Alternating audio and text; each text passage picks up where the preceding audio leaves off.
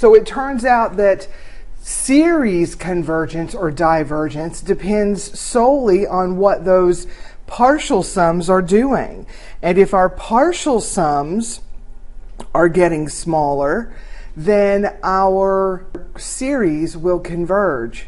So we look at our partial sums here for this particular series.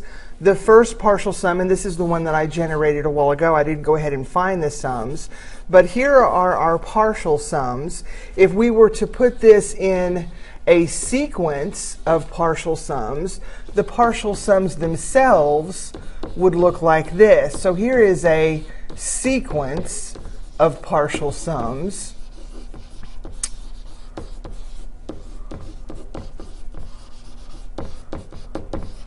And we know when dealing with any sequence that the limit as n approaches infinity of that nth term, if that yields us some real number value, then we know that that sequence will converge. And if that sequence is partial sums, then it turns out for us that our series will converge as well. Well, it sounds pretty simple. I mean, here is the nth term in our sequence. Here, after we get so many partial sums, we see that this is what the nth partial sum looks like in terms of n. And so we could just plot that in our limit, just as I stated over there. Now we're not seeing what the nth term of the sequence is doing. We're seeing what the nth partial sum of the series is doing, and it's acting like 1 minus 0, or 1, which is a real number value. So this series does indeed converge. So that sounds really simple. Why don't we just always find our nth partial sum and pop it in that limit? That's easy. There's not any other test that we have to learn.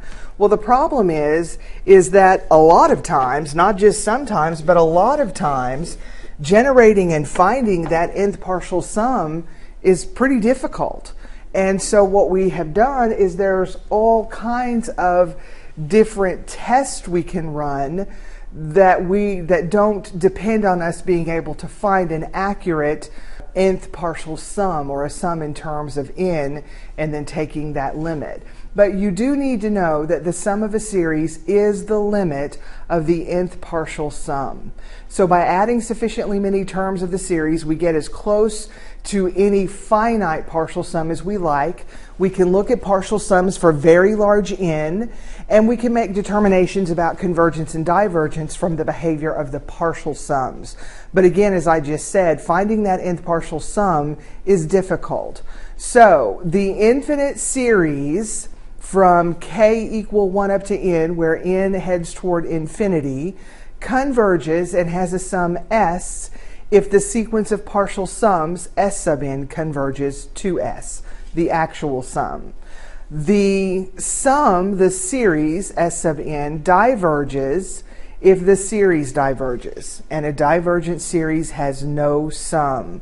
One thing that I would like for us to make sure that we know, because students sometimes think this makes a difference, adding or removing a finite number of terms from any infinite series has no effect on whether or not it converges.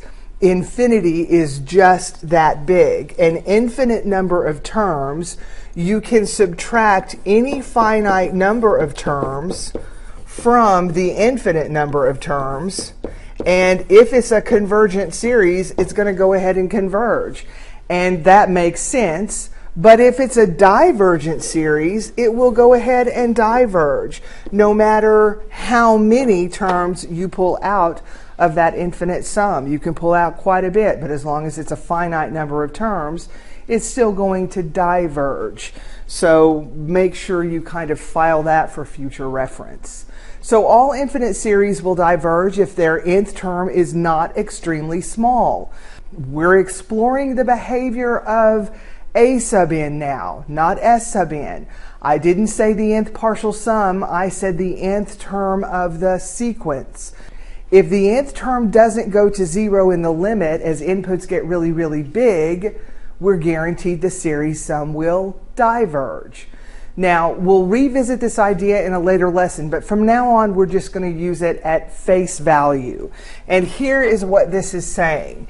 It says, if the limit as n approaches infinity of a sub n, we're testing what that last term in the sequence does.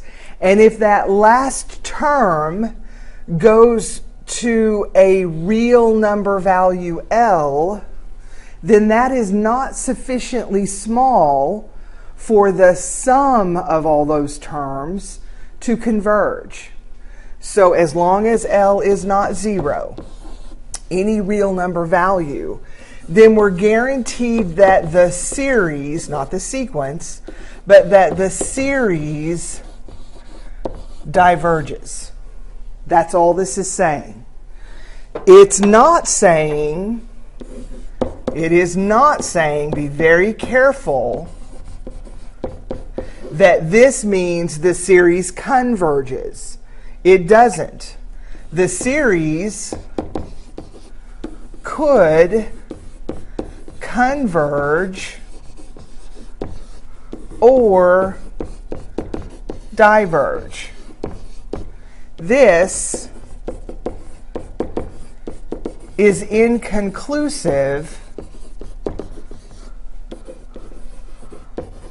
for series. Not for sequences. It's a good result for sequences. But for series, it's inconclusive.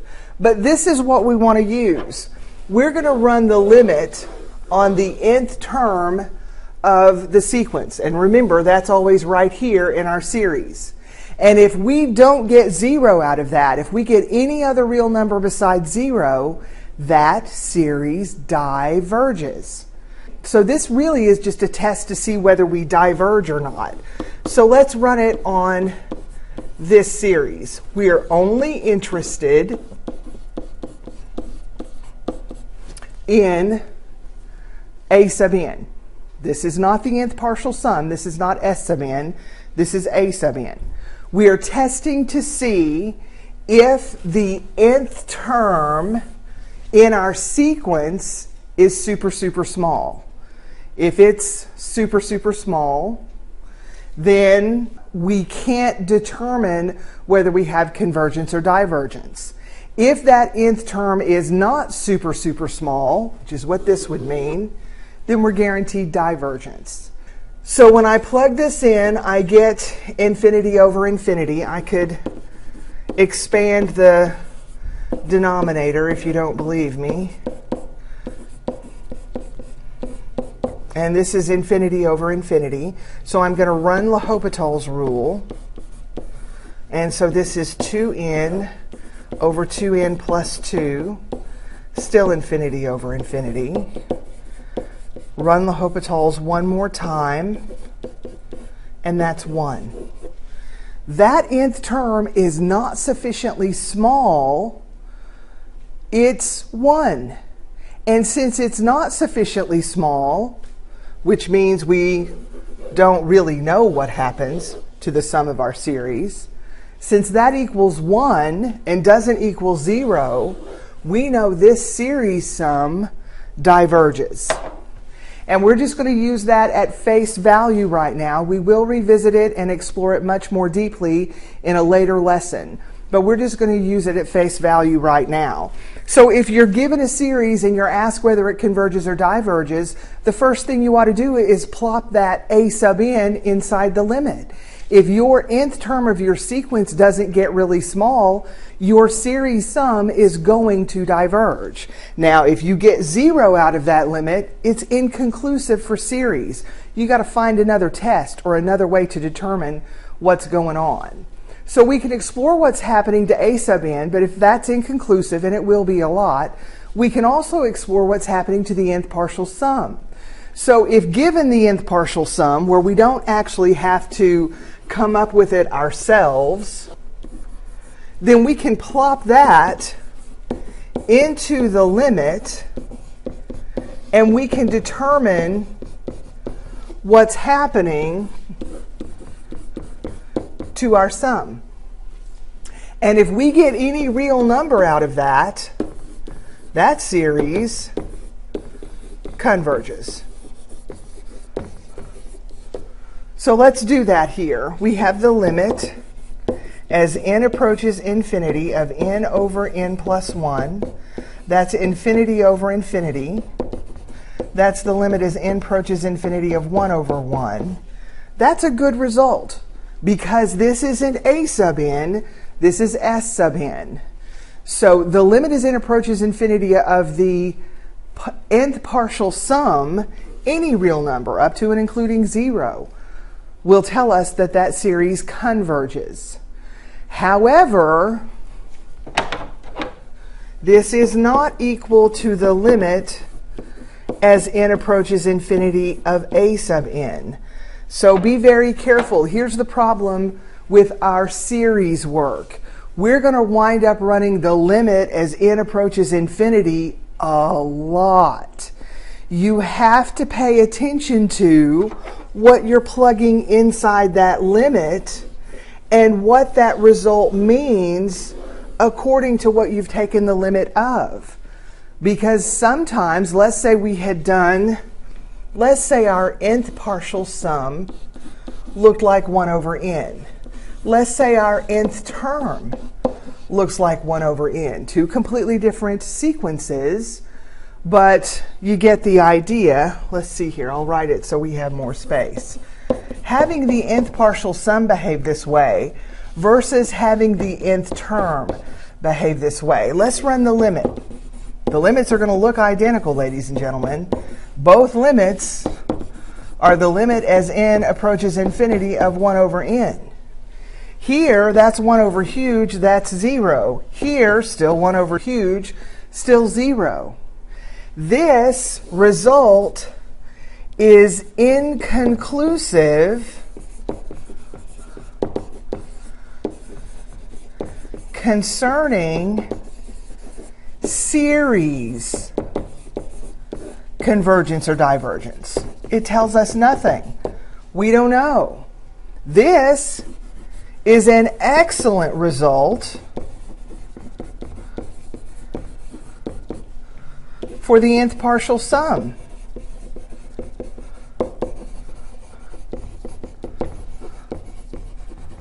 This tells us the series converges. Why? Because with the nth partial sum, we have s sub 1, s sub 2, s sub 3, and so forth.